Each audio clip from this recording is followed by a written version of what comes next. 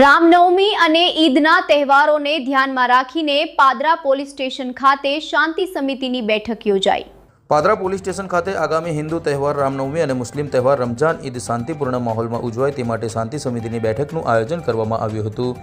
આ બેઠકમાં વીએ ચારણ સાહેબની અધ્યક્ષતામાં યોજાઈ હતી। બેઠકમાં પાદરા નગર તેમજ ગ્રામ્ય વિસ્તારોમાંથી હિન્દુ અને મુસ્લિમ સમાજના આગેવાનો ઉપસ્થિત રહ્યા હતા। પોલીસ વિભાગ દ્વારા તહેવારો દરમિયાન સૌએ શાંતિ જાળવવા માટે અપીલ કરવામાં આવી હતી।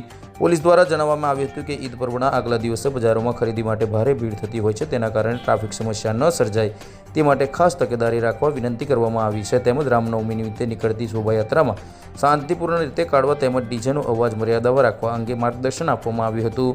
આ બેઠકમાં પીઆઈ વીએ ચારણ સાહેબ, પીએસઆઈ સહિત તમામ પોલીસ સ્ટાફ અને બંને સમાજના આગેવાનો મોટી સંખ્યામાં ઉપસ્થિત રહ્યા હતા।